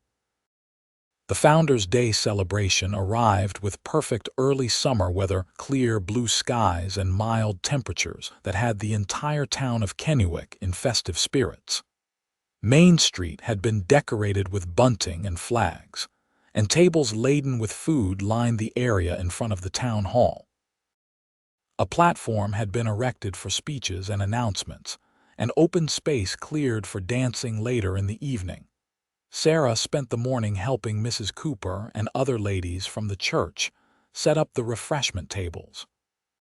She'd baked 3 apple pies for the occasion, using her mother's recipe, and was pleased by the compliments they received. Over the past days, she'd become increasingly integrated into Kenwick's daily life. She joined the Ladies' Aid Society, attended a quilting bee at the minister's house, and even substituted for Mrs. Hollister at the schoolhouse one afternoon when the teacher was indisposed. Each activity had introduced her to more townspeople and strengthened her sense of belonging. She'd also spent considerable time with Adam, both at Willow Creek and at his own ranch, River Bend. He'd shown her his horse breeding operation with evident pride, and Sarah had been impressed by his methodical approach and the quality of his stock. They'd shared meals, conversations about books and ideas, and increasingly personal stories about their pasts. Sarah had learned that Adam came from a struggling farm in Ohio, where his father's drinking had left the family in perpetual financial difficulty. He'd left at 14 to make his own way, working on progressively larger ranches and saving every penny until he had enough to claim his own land in the Washington Territory. In turn, she told him about her parents' deaths from influenza when she was 20, leaving her to raise her younger brother until his marriage 2 years later. She described her teaching position at a girls' school in Philadelphia and her growing dissatisfaction with the constraints placed on a single woman of her class and circumstances. What she hadn't shared was her discovery about the coal deposit. She decided to wait until after the celebration, not wanting to add complications to an already significant day. Tomorrow would be soon enough to discuss such weighty matters. By mid-afternoon, the celebration was in full swing. Games had been organized for the children, and a shooting contest for the men was drawing a crowd at the edge of town. Sarah wandered through the festivities, stopping to chat with new acquaintances and admire handicrafts on display. She was examining a particularly fine piece of leatherwork when a now familiar voice spoke behind her. "That's Thomas Cooper's work. He has quite a talent." Sarah turned to find Adam watching her, his expression warming as their eyes met. He looked particularly handsome today in a crisp white shirt, dark vest, and his best denims, with his blonde hair neatly combed beneath his Stetson. "You look beautiful," he said simply, his gaze taking in her rose-colored dress with its modest bustle and lace trim. "Thank you," Sarah replied, feeling a blush rise to her cheeks. "You're quite presentable yourself, Mr. Archer." His smile deepened at her teasing tone. "High praise indeed, Miss Locke." He offered his arm. "May I escort you to the speeches?" Judge Wilson is about to begin the formal part of the celebration. Sarah placed her hand on his arm, aware of the glances they drew as they made their way to the town square. By now, most of Kenwick had observed their growing closeness, and speculation was rampant. Sarah had overheard enough fragments of conversation at the general store and post office to know that most approved of the match, seeing it as fitting that Samuel, Locke's niece, should find companionship with the neighbor he had respected. They found places near the front as Judge Wilson took the platform. The judge spoke eloquently about Kenwick's founding 20 years earlier, the hardships and triumphs of those early settlers, and his vision for the town's future. "Progress is inevitable," he said, his voice carrying clearly across the gathered crowd, "but the nature of that progress is ours to determine. Will we build a community based on cooperation and mutual respect, or will we allow outside interests to dictate our path?" The reference to Blackstone, though not explicitly named, was unmistakable. Sarah saw several people nodding in agreement, but also noted a few frowns and sidelong glances toward where Blackstone stood at the edge of the crowd, flanked as usual by his men. After the judge's speech, there were announcements of births, marriages, and achievements from the past year, followed by recognition of the oldest living founder, a sprightly woman of 78 who received enthusiastic applause. As the formal proceedings concluded, the celebration transitioned to its next phase.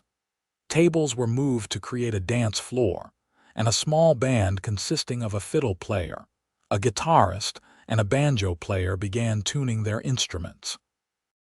"The dancing will start after supper," Adam explained as they moved toward the food tables. "I hope you're prepared for some lively tunes. Our local musicians favor energetic numbers." "I'll follow your lead," Sarah promised, "though I may regret my corset by the end of the evening." Adam's eyes crinkled at her forthright comment. "Perhaps we can slip away for a quiet moment or two between dances," he suggested, his voice low enough that only she could hear. The implication sent a pleasant shiver through Sarah. Their relationship had remained strictly proper thus far, with nothing more intimate than a lingering handclasp or touch at the waist when he helped her into the buggy. But the attraction between them had grown steadily, and Sarah found herself increasingly aware of Adam as a man, his strength, his gentleness, the way his eyes followed her when he thought she wasn't looking.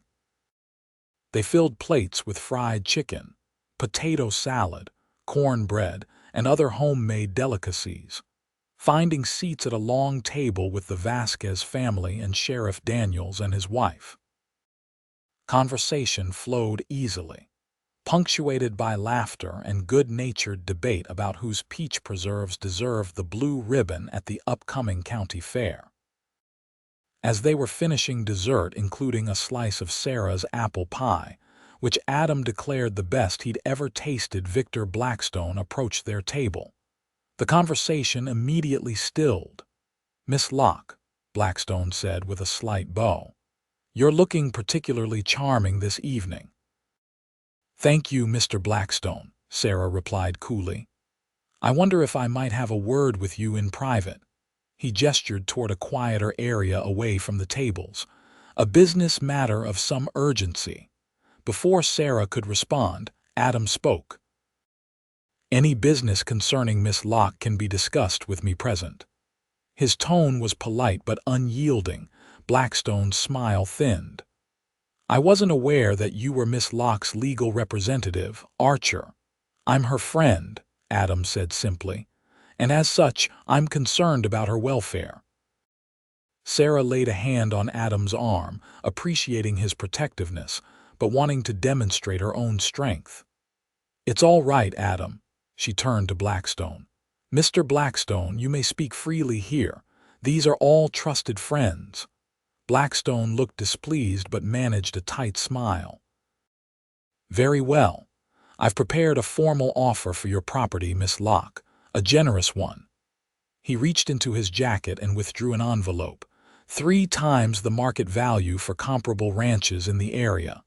Sarah accepted the envelope but didn't open it. "That's indeed generous, Mr. Blackstone. May I ask what motivates such an offer?" "I have plans for developing that part of the territory," he replied smoothly. "Your uncle's property is a key piece in a larger vision.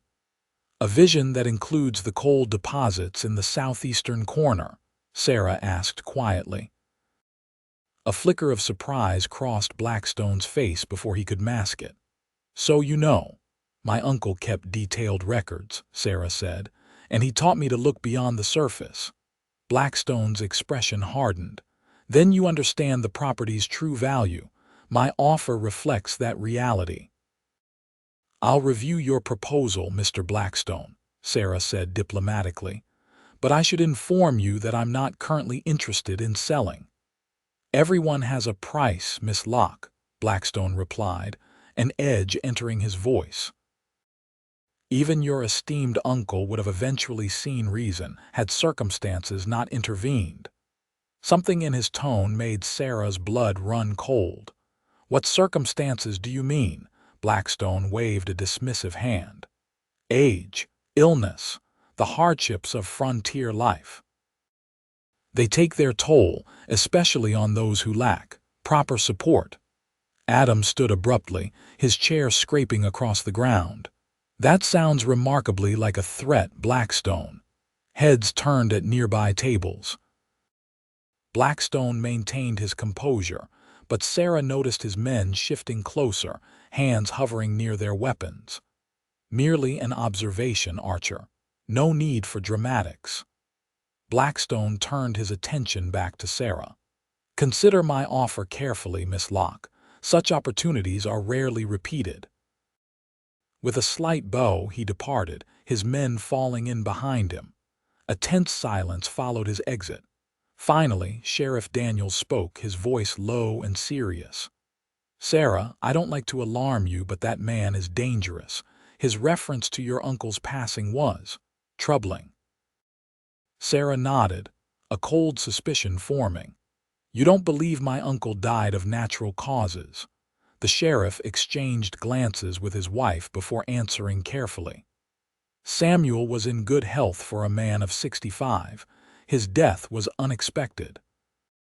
The doctor called it heart failure, which is common enough. But the timing, just after he'd rejected another of Blackstone's offers." "You think Blackstone had him killed?" Adam said flatly. "I can't prove anything," Sheriff Daniels replied, frustration evident in his tone. "But I've been investigating similar patterns across the territory. Property owners who refuse to sell, followed by convenient accidents or sudden illnesses." Sarah felt sick. The thought that her kind, generous uncle might have been murdered for his land was almost too horrible to contemplate. Yet it made a terrible kind of sense given what she now knew about Blackstone. "What should I do?" she asked quietly. "Be careful," the sheriff advised. "Don't go anywhere alone. Keep your doors locked." and consider accepting my deputy's offer to stay at Willow Creek for a few nights, just as a precaution." Sarah glanced at Adam, who nodded grimly. "The sheriff's right, Sarah. Blackstone's patience is wearing thin. Now that he knows you're aware of the coal deposits, he might decide a more direct approach is necessary." The festive atmosphere of the celebration suddenly seemed distant and artificial. Sarah looked down at the envelope in her hands, tempted to tear it into pieces. Instead, she tucked it into her reticule. Knowledge was power, and understanding exactly what Blackstone was offering might prove useful. "I won't be intimidated," she said with more confidence than she felt. "This is my home now. I won't be driven from it by threats." Adam's expression softened as he looked at her. "There's that fighting spirit I admired from the first day." He glanced toward the dance floor, where couples were beginning to gather as the band struck up a lively tune. "Shall we show Blackstone and everyone else in Kenwick exactly what we think of his threats?" Sarah understood what Adam was suggesting. By dancing, by participating openly and joyfully in the celebration, they would be making a statement that they were not cowed, not retreating, not giving Blackstone the satisfaction of disrupting their lives. "Yes," she said, rising and taking Adam's offered hand. "I believe I'd like that very much." Adam led her to the dance floor just as the fiddle player launched into an energetic reel. True to his promise earlier in the week, Adam guided Sarah through the unfamiliar steps, his hand firm at her waist, his blue eyes alight with a mixture of determination and something deeper, something that made her heart beat faster. As they moved through the patterns of the dance, Sarah gradually let her worries recede. Tomorrow would bring decisions and dangers, but tonight was for living in the moment, for celebrating not just Kennewick's founding but her own place within this community, and for acknowledging the growing certainty that her feelings for Adam Archer had become much more than friendship or gratitude. The music swirled around them, and Sarah laughed as Adam spun her through a particularly complicated turn. From the corner of her eye, she spotted Blackstone watching from the periphery, his expression dark. Let him watch, she thought defiantly. Let him see that his threats could not diminish her joy or her resolve. The evening stretched on, a kaleidoscope of dances and conversations. Sarah's feet grew tired, but her spirit remained buoyant. When the band finally struck up a waltz, the last dance of the night, Adam drew her closer than propriety strictly allowed. "I've been waiting all evening for this," he murmured, his breath warm against her ear as they moved in perfect synchrony across the floor. "For the waltz?" Sarah asked, though she knew that wasn't what he meant. "For the chance to hold you properly," he clarified, his arm tightening slightly around her waist. "To tell you without words what you've come to mean to me." Sarah's breath caught. "And what is that exactly?" Adam's eyes held hers, serious and sincere. "Everything, Sarah. You've come to mean everything." The world seemed to narrow to just the two of them, moving together beneath the stars as the music flowed around them. Sarah knew they were being watched by disapproving older matrons, by approving friends, by Blackstone with his calculating gaze, but in that moment, none of it mattered. "Adam," she said softly, "I feel the same." His smile was like sunrise after a long night. As the final notes of the waltz faded, Adam reluctantly released her from his arms but kept hold of her hand. "Walk with me," he asked. "Just to the edge of the square. I need a moment with you before we rejoin the others." Sarah nodded, allowing him to lead her away from the dispersing crowd toward a quieter spot beneath a large oak tree. The moon was high now, casting silver light across the town square and illuminating Adam's features as he turned to face her. "Sarah," he began, still holding her hand. "I know we haven't known each other long, but I've never been more certain of anything in my life than I am of my feelings for you. Sarah's heart raced. "Adam, please, let me finish," he said gently. "What I'm trying to say, probably badly, is that I love you. I think I started falling in love with you that first day at the stagecoach station, watching you fight against impossible odds with such courage. Every day since has only deepened those feelings." Sarah felt tears prick at her eyes. "Adam, I love you too. It seems impossible that it could happen so quickly, but when it's right," he finished for her, his free hand coming up to cup her cheek. "Sarah Locke, I want to court you properly with the intention of making you my wife, if you'll have me." In answer, Sarah rose on her tiptoes and pressed her lips to his. The kiss was gentle at first, then deepened as Adam's arms encircled her, drawing her closer. When they finally parted, both were breathless. "I take that as a yes," Adam said, his voice husky. Sarah laughed softly. "A definite yes." Adam kissed her again, more briefly this time but with no less feeling.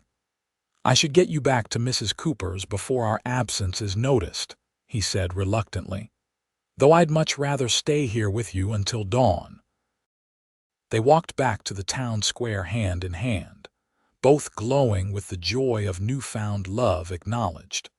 Neither noticed the shadowy figure watching from an alleyway, nor the malevolent gaze that followed their every move.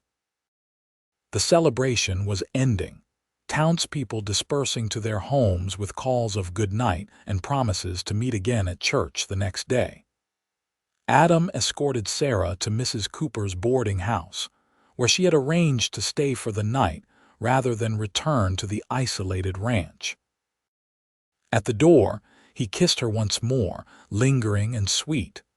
"I'll come by after church tomorrow," he promised.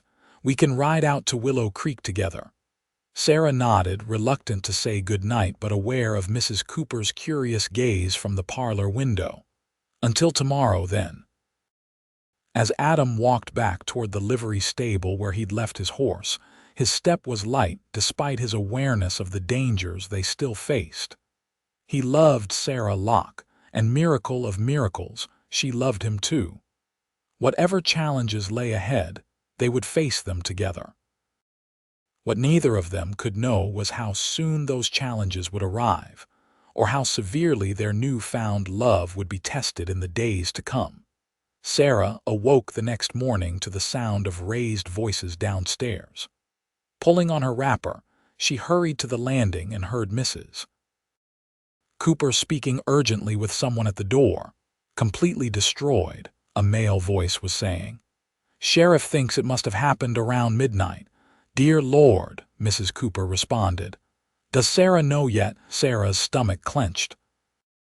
She descended the stairs quickly, drawing the attention of both Mrs. Cooper and the visitor Thomas Cooper, her son. "What's happened?" Sarah asked, though she already sensed the answer. Thomas removed his hat, his expression grim. "Miss Locke, I'm afraid there's been a fire at Willow Creek." "The house is—" "Well, it's gone." Sarah gripped the banister to steady herself. "Gone, burned to the ground," Thomas confirmed. "Sheriff Daniels is out there now with some men. Adam, too, he rode out as soon as he heard." "I need to go there," Sarah said, already turning to head back upstairs and dress. "Immediately." "I'll take you," Thomas offered. "My buggy's outside." 20 minutes later, dressed and composed despite the shock, Sarah was on her way to Willow Creek. As they crested the final hill, she gasped at the sight that greeted her. Where her home had stood just yesterday morning was now a blackened ruin, wisps of smoke still rising from the charred remains. Men moved around the site, some carrying buckets of water to douse lingering embers, others examining the destruction. Adam spotted her buggy approaching and strode to meet it, his face streaked with soot, his expression a mixture of anger and concern.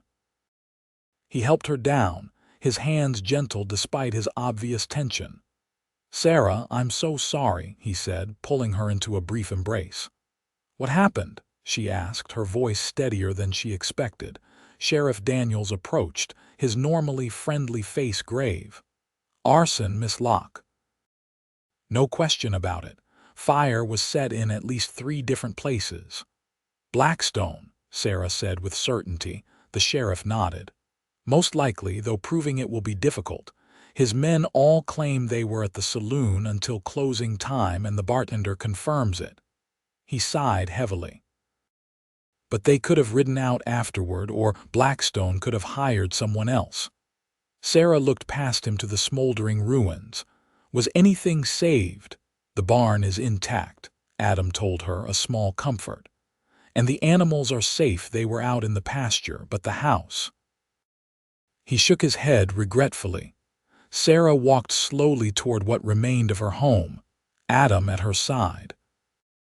The heat still emanating from the ruins made it impossible to get too close, but she could see that everything was destroyed: her clothes, her books, her uncle's papers and journals, all the personal items she'd brought from Philadelphia, even the property maps showing the coal deposits. "He thinks he's won," she said softly, "that I'll give up now and sell." Adam's jaw tightened. "What do you want to do?" Sarah turned to him, her expression resolute despite the tears threatening to spill. "I want to rebuild. Stronger, better. I want to show Blackstone and everyone else that I can't be intimidated or driven away." Pride shone in Adam's eyes. "That's my girl." He took her hands in his. "You'll stay at River Bend while we rebuild.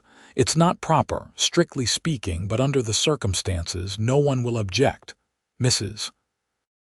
Vasquez can act as chaperone. I'll give her and Miguel the guest cabin." "You've thought of everything," Sarah said, grateful beyond words for his support.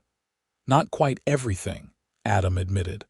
"I haven't figured out yet how to prove Blackstone is behind this, but I will." He glanced over at the sheriff, who was examining something in the rubble. "We all will." Over the next few weeks, Sarah discovered the true meaning of community. The people of Kenwick rallied around her, donating clothes, household items, and most importantly, their labor. A barn raising was organized, but instead of a barn, they raised the framework for a new house larger and sturdier than the original, with Adam overseeing the construction based on improvements Samuel had planned but never implemented. Sarah stayed at River Bend as Adam had suggested, with Mrs. Vasquez installed as chaperone. The arrangement raised a few eyebrows among the more conservative townspeople, but given the circumstances and the presence of the respectable Mrs. Vasquez, most accepted it as a practical solution. True to Adam's prediction, Blackstone made another offer for the property lower than his previous one, citing the unfortunate destruction of improvements as justification for the reduced price. Sarah rejected it outright, sending back the letter with a single word written across it: "Never." Her defiance came at a cost. Anonymous threats were delivered, notes pushed under doors, whispered messages relayed by frightened townspeople. The barn at Willow Creek was vandalized twice. Miguel was accosted on the road to town and warned to find other employment. Through it all, Sarah remained resolute, refusing to be intimidated. The turning point came unexpectedly, from a direction no one anticipated. On a warm July evening, as Sarah and Adam sat on the porch at River Bend discussing plans for the nearly completed house at Willow Creek, a rider approached at a gallop. It was Deputy Wilson, the sheriff's young assistant. "Adam, Miss Locke," he called as he dismounted. "Sheriff Daniels sent me to fetch you.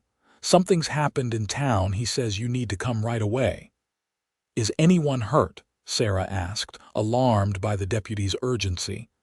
"No, madam, nothing like that," Wilson assured her, "but it's important. Has to do with Blackstone." Adam didn't waste time with questions. Within minutes, he and Sarah were on horseback, following Deputy Wilson back to Kenwick at a rapid pace. They found Sheriff Daniels waiting at his office, along with Judge Wilson and a stranger, a thin, nervous-looking man in trail-worn clothes. "Sarah, Adam, thank you for coming so quickly," the sheriff said, gesturing them inside. "This is Mr. Jenkins. He has information I believe you'll want to hear." Jenkins twisted his hat in his hands, clearly uncomfortable being the center of attention. "I worked for Mr. Blackstone until 3 days ago," he began without preamble. "I was his bookkeeper." "Was?" Adam questioned. Jenkins nodded. "I quit after I found out certain things I can't have on my conscience anymore." Sheriff Daniels encouraged him to continue. "Tell them what you told us, Mr. Jenkins, about Samuel Locke." Jenkins swallowed hard. "Mr. Blackstone had him poisoned, paid the doctor to falsify the death certificate. I have the records of the payment and the name of the man who administered the poison, Hank Leary, Blackstone's enforcer." Sarah gasped, though part of her had suspected this truth since the Founders' Day celebration. "You have proof of this?" Jenkins reached into his coat and withdrew a small ledger book. "It's all in here, coded, but I can decipher it. Payments to Leary, to the doctor, to various officials Blackstone has bribed over the years." He hesitated, then added, "including the previous town marshal who looked the other way during several incidents." Judge Wilson took the ledger, examining it with a practiced eye. "This would be admissible in court, especially with Mr. Jenkins's testimony." "There's more," Jenkins said, his voice strengthening as he continued. "Blackstone ordered the fire at Willow Creek. I recorded the payment to the men who said it, not his regular employees, but drifters hired specifically for the job." He looked directly at Sarah. "He never intended for you to succeed here, Miss Locke. From the moment he learned you were coming to claim your inheritance, he planned to drive you out one way or another." The confirmation of what they had suspected was still shocking. Sarah felt Adam's hand cover hers, offering silent support. "Why are you telling us this now?" Adam asked the bookkeeper. "Why turn on Blackstone after working for him all this time?" Jenkins looked down, shame evident in his posture. "I told myself I was just keeping records, not responsible for his actions, but after the fire—" He shook his head. "I heard him planning worse. He said if the fire didn't drive you out, the next step was to ensure you met with a regrettable accident like your uncle." Sarah's blood ran cold at how casually Blackstone had planned her murder. "And you couldn't be part of that?" "No, madam, I couldn't." Jenkins met her eyes briefly before looking away again. "I've done wrong by keeping silent this long. I aim to make it right now." Sheriff Daniels stepped forward. "Based on Mr. Jenkins's evidence and testimony, Judge Wilson has issued warrants for the arrest of Blackstone, Leary, and several others. My deputies are gathering a posse as we speak." "I want to be part of it," Adam said immediately. The sheriff nodded, having anticipated this response. "I figured as much. We ride in an hour." He turned to Sarah. "Miss Locke, I'd suggest you stay at the hotel tonight under guard. Once Blackstone realizes Jenkins is missing with the ledger, he may become desperate." Sarah understood the sheriff's concern but shook her head. "I'll go back to River Bend with Mrs. Vasquez. The ranch hands will provide adequate protection." She looked at Adam. "And I'll be there when you return." Adam's expression softened. "I'll come back as soon as I can." The next few hours passed in tense preparation. Sarah returned to River Bend escorted by one of the deputies, while Adam joined the posse gathering in town. By dusk, they were ready to ride to Blackstone's estate several miles outside of Kenwick.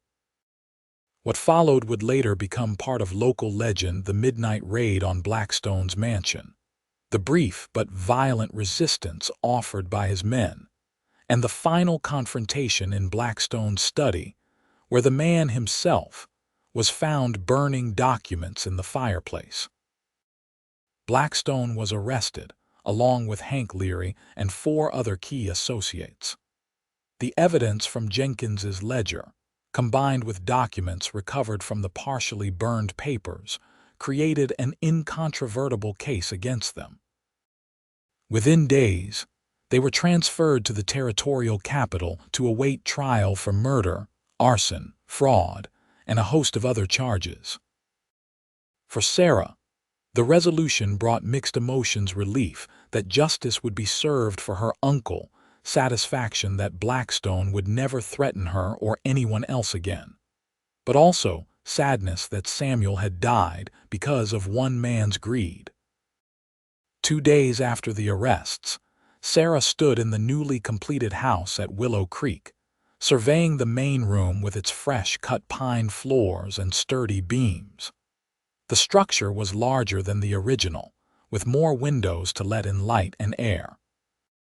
The furniture was a mix of donated pieces and new items ordered from Seattle, not yet arranged to her satisfaction but promising a comfortable home. The sound of hoofbeats outside drew her attention. Through the window, she saw Adam dismounting, his tall figure silhouetted against the afternoon sun. Her heart lifted at the sight of him as it had from the beginning. "Sarah," he called as he entered. "Are you here?" "In the main room," she answered, turning to greet him with a smile. Adam crossed to her in a few long strides, gathering her into his arms and kissing her with such tenderness it brought tears to her eyes. When they parted, he looked around appreciatively. "The house looks good. You've been busy." "Mrs. Vasquez and Anna helped arrange things," Sarah explained. "It's starting to feel like home." She studied his face, noting the lingering tension around his eyes. "Is everything all right? Has something happened with Blackstone?" Adam shook his head. "No, he's securely jailed. The trial won't be for months yet." He took her hands in his. "I've been thinking, Sarah, about the future, our future." Sarah's pulse quickened. "What about it?" Adam took a deep breath. "I want to marry you, soon. Life out here is uncertain, as we've seen all too clearly. I don't want to waste any more time being apart from you." Joy bloomed in Sarah's chest. "Are you proposing, Adam Archer?" His smile was tender. "I am. Somewhat inelegantly, perhaps, but with all my heart." He reached into his pocket and withdrew a small box. Opening it, he revealed a delicate gold ring set with a modest but brilliant diamond. "This was my grandmother's. I'd be honored if you'd wear it as my wife." Sarah looked from the ring to Adam's earnest face, her vision blurring with tears. "Yes," she whispered. "Oh, Adam, yes." He slipped the ring onto her finger, then drew her into another kiss, this one deeper and more passionate than before. Sarah melted against him, feeling as though every challenge they had faced had led them inevitably to this perfect moment. When they finally parted, Adam kept his arms around her waist, his forehead resting against hers. "I was thinking we could combine our properties," he said. "River Bend and Willow Creek together would make one of the finest ranches in the territory. With the coal deposits, we could build something truly remarkable for our children and grandchildren." "Our children," Sarah repeated, loving the sound of it. "I like that vision, Adam, very much." They spent the afternoon planning their future, the wedding, small but joyful, to be held in the church in Kenwick. Their home. They would divide their time between both properties until they decided which house suited them better, and their dreams for the combined ranch. As the sun began to set, casting long golden rays through the windows of her new home, Sarah felt a profound sense of rightness. She had come west seeking a new beginning, a place to build a life on her own terms. She had found that and so much more: a community, a purpose, and a love deeper and truer than anything she could have imagined. "What are you thinking?" Adam asked, noticing her contemplative expression as they stood on the porch, watching the sunset paint the hills in hues of gold and crimson. Sarah smiled up at him, her heart full. "I was thinking about that day at the stagecoach station when I was trying to fight off those men alone. You rode up like something out of a dime novel and said I'd never have to fight alone again." Adam's arm tightened around her waist. "I meant it then and I mean it now." "I know," Sarah said softly. "And that's the most precious gift you've given me, Adam, not just your protection or your love, but your partnership. The knowledge that whatever comes, we face it together." As darkness settled over Willow Creek Ranch, Adam and Sarah remained on the porch, talking quietly about their plans and dreams. The future stretched before them, full of promise and possibility. There would be challenges ahead. Certainly life in the Washington Territory demanded resilience and determination, but they would meet them as they had met every obstacle thus far, side by side, with courage and unwavering love. 6 months later, on a crisp winter morning, Sarah Locke became Sarah Archer in a ceremony attended by most of Kenwick's residents.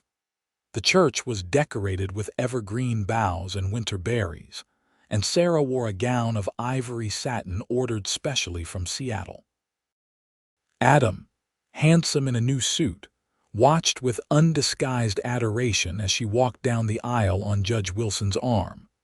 Their vows were simple but heartfelt, promising to love, honor, and cherish each other through all the seasons of their lives together. When Reverend Thomas pronounced them husband and wife, Adam's kiss held both tenderness and passion, drawing good-natured cheers from the assembled guests. The celebration afterward at the town hall lasted well into the evening, with music, dancing, and enough food to feed the entire county. Sarah and Adam moved among their friends and neighbors, accepting congratulations and well wishes with glowing happiness. As the festivities were winding down, Sheriff Daniels approached them with news Blackstone had been convicted on all counts and sentenced to life imprisonment. Justice had been served, and a dark chapter in Kenwick's history could finally close. When they departed for their wedding night at River Bend, it was amid a shower of rice and the calling of friendly advice, some more ribald than proper. Sarah blushed but laughed, too happy to be embarrassed. The night that followed was everything she had dreamed it might be: gentle, passionate, and filled with discoveries that left her breathless and marveling at the depth of connection possible between a man and woman who truly loved each other. Over the years that followed, the Archer Ranch, combining Willow Creek and River Bend, became one of the most prosperous in the Washington Territory. The coal deposits were carefully developed, providing resources for the community's growth rather than enriching outside interests. Adam's horse breeding program gained national recognition, while Sarah established a small but excellent school on their property, ensuring that ranch children and those from surrounding homesteads received quality education. Their family grew as well. 2 years after their marriage, Sarah gave birth to a son they named Samuel, after her uncle. A daughter, Elizabeth, followed 18 months later, and another son, Matthew, 3 years after that.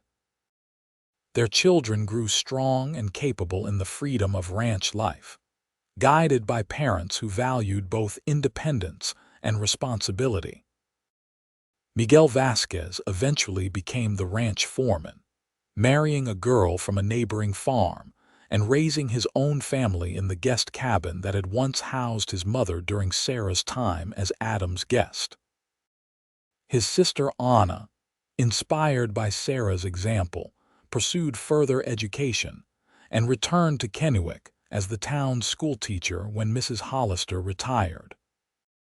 As Kenwick grew from a small frontier town into a thriving community, Adam and Sarah remained at its heart respected leaders who used their influence to promote fairness and opportunity for all. They welcomed newcomers, mediated disputes, and contributed generously to community projects. Their home became known for its hospitality, with Sunday dinners regularly including friends, neighbors, and occasionally travelers passing through. On their 20th wedding anniversary, as they sat on the porch of what had become their permanent home, the expanded and improved house at Willow Creek, Sarah reflected on the journey that had brought them to this point. "Did you ever imagine, that day at the stagecoach station, that we would end up here?" she asked Adam, whose blonde hair was now streaked with silver but whose blue eyes still held the same warmth when they looked at her. "Not in detail," he admitted, taking her hand and pressing a kiss to her palm. "But I knew even then that you were something special, a woman who fought her own battles but wasn't too proud to accept help when it was offered in the right spirit." Sarah leaned against his shoulder, content. "You know what I remember most clearly about that day? Not the fear, not even the relief when you appeared. It was what you said afterward, that I'd never have to fight alone again." Adam smiled, the lines around his eyes crinkling. "Best promise I ever made." "And kept," Sarah added softly. "Through everything, building the ranch, raising our children, all the ups and downs of 20 years together, we've faced it as partners." From inside the house came the sounds of their children's voices. Samuel, now 18 and preparing to attend university in Seattle. Elizabeth, 16 and already showing her father's gift with horses. And Matthew, 13, with his mother's quick mind and love of books. Their laughter mingled with that of Miguel's children and other young people from neighboring ranches who had gathered to celebrate the anniversary. "We've built something good here," Adam said, his voice thick with emotion. "Something that will last beyond us." "Yes," Sarah agreed, turning her face up to his for a kiss that, even after 20 years, still held the power to quicken her pulse. "And we're not finished building yet." As the sun set over the Washington territory, painting the sky in the same golden hues that had welcomed Sarah on her first visit to Willow Creek, she knew with absolute certainty that she had found her true home not just in this place, but in the arms and heart of the man beside her, the cowboy who had promised she would never fight alone again.